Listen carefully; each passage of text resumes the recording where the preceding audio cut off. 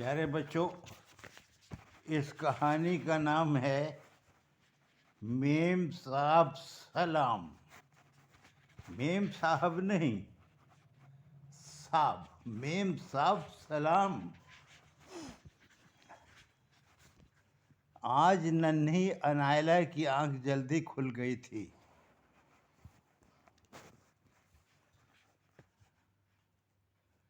घर के सब लोग सोए हुए थे। अनायला ने सोचा, अब क्या करूं? नींद तो नहीं आ रही। थोड़ी देर बाद सब जाग जाएंगे। सोते हुए किसी को जगाना भी ठीक नहीं। ये सोच ही रही थी कि आंगन में इसे तोते और मैना की बातें करने की आवाज़ आई। वो चुपचाप एक कोने में छुपकर उनकी बातें सुनने लगी। चुपचाप एक कोने में छुपकर इनकी बातें सुनने लगी। अच्छा भाई, क्या बातें हो रही थी? तोता, देख मैना, आज इन लोगों ने हमारे पिंजरे कितने पास पास रखे हैं। आज हम दोनों एक दूसरे से आराम से बातें कर सकते हैं। मैना, हाँ तो हो जाएं कुछ बातें। तोता, इन लोगों ने हमें अपनी ज़बान के बहुत से लफ्ज़ रटा दिए हैं। क्यों ना हम इनकी ही ज़बान में बातें करें। वैसे तो हमारी अपनी ज़बान किसी से कम नहीं, लेकिन जितनी ज़बानें आ जाएं अच्छा है। मैना, हाँ हाँ, क्यों नहीं। तोता, देख कितना अच्छा मौसम है। बादल छाए हुए हैं, हल्की हल्की फुहार पड़ रही है। जंगल की भीनी भीनी खुशबू लेकर हवा के झोंके इठलाते फिर रहे हैं। ये प्यारा मौसम तो हमें और भी उदास कर रहा है, क्योंकि हम कैद में हैं, पिंजरे में हैं। मैना, तो क्यों ना ऐसे में अपनी आप बीती सुनी और सुनाई जाए। पहले तो तू अपनी आप बीती सुना। तेरा बचपन कहाँ बीता? इन लोगों के पिंजरे में कैसे कैद हुआ? मैना ने तोते से कहा कि भाई पहले आप बीती तू सुना। तोता, हम मैं बचपन में बहुत शरारत करता था। अभी मेरे पंख भी नहीं निकले थे। मेरे बाजू नन्ही नन्ही कोंपलों की तरह नाजुक और मुलायम थे, मगर मैं कभी चैन से नहीं बैठता था। इन बेजान से और कमज़ोर परों को भी फड़फड़ाता रहता था और अपनी चोंच फैलाकर मम्मी पापा से चोंगा मांगता रहता था। हमारा छोटा सा घर एक पेड़ की खोकर में था। चारों तरफ तरह तरह के खूबसूरत परिंदे उड़ते फिरते थे और जानवर घुमा करते थे। बड़ा प्यारा और घना जंगल था। आह, क्या दिन थे। हमारे पेड़ पर भी रंग बिरंगे पंछी आकर बैठते थे। कभी बतियाते थे और कभी गाना गाते थे। मैं इनकी बातें समझ नहीं पाता था, लेकिन हम जैसे परिंदे यानी तोते जो भी बातें करते मैं खूब समझने लगा था। इनके हरे हरे पंख और लाल लाल चोंच देखकर मुझे बहुत अच्छा लगता था और मैं जल्द इन जैसा जवान और खूबसूरत होने की कामना करने लगता था और चाहता था कि इन्हीं की तरह मैं भी डाल डाल पात पात उड़ता फिरूं।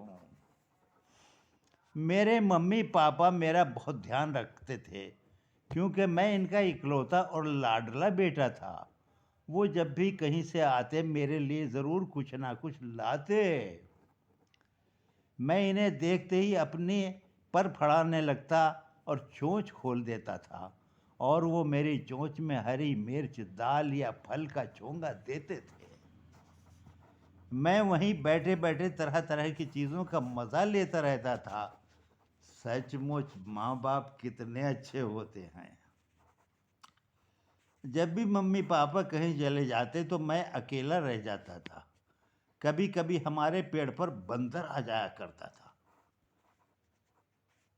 इनमें से बंदरों से बहुत डरता था, क्योंकि मम्मी पापा का कहना था कि बंदर अपना घर कभी नहीं बनाते, बल्कि दूसरों का बना हुआ घर उजाड़ देते हैं।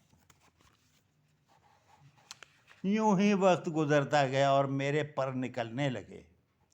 मैं अब अपने पेड़ की डालियों पर फुदकने लगा। अब मम्मी पापा भी कभी कभी मुझे अपने साथ ले जाने लगे। हम मीठे मीठे फल खूब कुतर कुतर कर खाते। मिर्चों के खेत में निकल जाते तो खूब हरी हरी मिर्चें कुतरते। लेकिन अभी मम्मी पापा ने मुझे अकेले कहीं जाने की इजाज़त नहीं दी थी। जैसा कि मैंने कहा, मैं बचपन में बड़ा ही शरारती था, है ना। खेल के वक्त मुझे मम्मी पापा की नसीहत भी याद नहीं रहती थी। एक दिन ऐसा ही मौसम था। बादल छाए हुए थे और हल्की हल्की बारिश मज़ा दे रही थी। मम्मी पापा मुझे अकेला छोड़कर खाने की तलाश में निकल गए और नसीहत कर गए थे कि बारिश में मत भीगना, ठंड लग जाएगी। मगर मैं बाहर निकलकर फुहार का मज़ा लेने लगा, जबकि मम्मी पापा मना कर गए थे। देखिए ना, गलत किया ना। दूसरे पेड़ों से और भी कई शरारती बच्चे उतर आए थे। हम सब खेलते खेलते आपस में बुरी तरह लड़ पड़े। इतने में हमने देखा कि हिलजुल भी नहीं पा रहे हैं। ध्यान से देखा तो एक जाल हमारे ऊपर पड़ा था और एक 2 टांगों का जानवर खड़ा खड़ा मुस्कुरा रहा था। बाद में पता चला कि ये 2 टांग वाले इंसान होते हैं और वो आदमी चिड़ी मार था। हम चिड़ी मार की कैद में थे। चिड़ी मार बड़ा जालिम आदमी था। हमारी चीख पुकार पर इसने कोई ध्यान नहीं दिया और हमें पिंजरों में ठूंस ठूंस कर एक भीड़ भाड़ वाली जगह ले आया, जिसे ये लोग बाजार कहते हैं। हमें लोग देखकर कोई भी चिड़ी मार से आज़ाद कराने की बात नहीं करता था। मुझे मेरी मम्मी पापा बेहद याद आ रहे थे। मैंने इनका कहना न मानकर कितनी बड़ी भूल की थी। हमें मम्मी पापा का कहना ज़रूर मानना चाहिए। वो जो कुछ कहते हैं हमारी भलाई के लिए ही तो कहते हैं। हाँ, तो वहाँ से ये लोग मुझे ख़रीद लाए, जहाँ हम हैं। मेरा यहाँ बिल्कुल दिल नहीं लगता। अब ज़रा सोचो,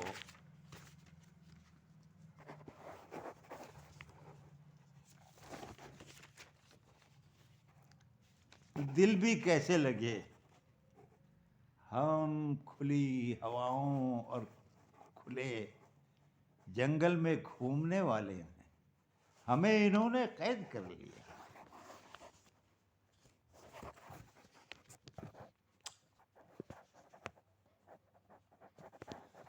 मेरा तो अकेले बिल्कुल भी जी नहीं लगता था। अब तुम भी यहाँ आ गई हो, और जब कभी हम दोनों के पिंजरे पास पास होते हैं तो हम अपना दुखड़ा सुनाकर मन हल्का कर लेते हैं। ये सुनकर मैना का भी दिल भर आया। वो बोली, मेरी कहानी भी बिल्कुल इसी तरह की है। वैसे ये लोग हमारा बड़ा ख्याल रखते हैं, अच्छे से अच्छा खाने पीने को देते हैं, तो कुछ मन बहल जाता है। अनायला ने मुड़कर देखा तो उसके दोनों भाई यरदान और याफी भी जाग चुके थे और चुपचाप तोता मैना की बातें सुन रहे थे। तोता बोला, मेरा खाना पीना ही सब कुछ नहीं है, आज़ादी बहुत बड़ी चीज़ है। ये मैं भी मानता हूँ कि ये लोग हर तरह का फल और दाल हमें खिलाते हैं, मगर चाहे कोई मुझे तोता चश्म कहे, मैं आज भी अगर पिंजरे का दरवाज़ा खुल जाए तो फुर से उड़ जाऊं और कभी लौट कर ना आऊं। यरदान और याफी अब अनायला के पास आ गए थे। अनायला ने उनकी तरफ देखा तो दोनों बच्चे बड़े मायूस थे और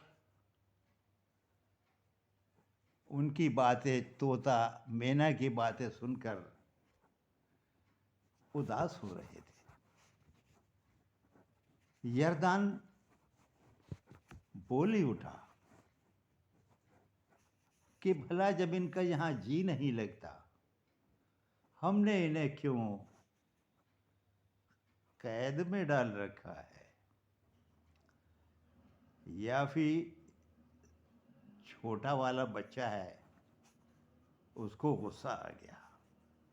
उसने यरदान के कान में कुछ कहा और उसका चेहरा गुस्से से तमतमा रहा था। तभी तीनों बच्चों की नज़र मम्मी पर पड़ी। वो जाग चुकी थी। इन्हें देखकर अनायला ने मम्मी को सलाम किया और यरदान याफी ने भी मम्मी को सलाम किया।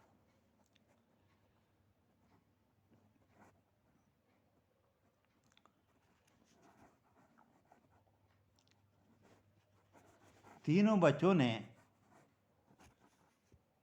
मम्मी को तोता मैना की सारी बातें बताई।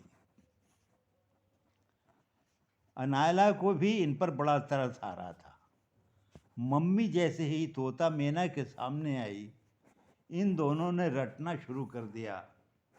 मेम साहब सलाम, मेम साहब सलाम। खैर, वो दिन बीत गया। अब यरदान और याफी अनायला को बताए बगैर सुबह सवेरे ही अगले दिन उठ गए। इनके पीछे जब इनकी आहट सुनी तो अनायला भी इनके पीछे आ गई और देखने लगी कि ये बच्चे क्या शरारत करते हैं।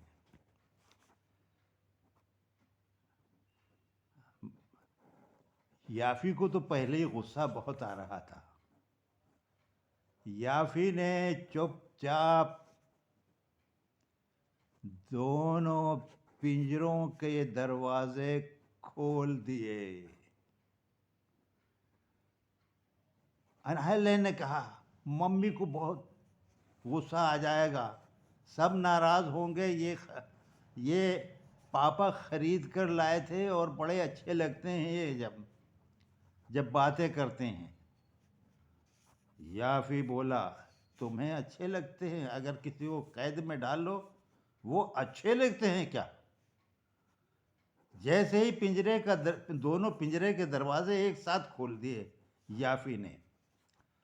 जैसे ही पिंजरे के दरवाजे खुले, तोता भी और मैना भी दोनों फुर से उड़ गए। तब यरदान बोला, अब मुझे अपने पापा मिस्टर जिया ज़मीर का शेर याद आ गया। किसी बच्चे से पिंजरा खुल गया है, परिंदों की रिहाई हो रही है। अच्छा बच्चों,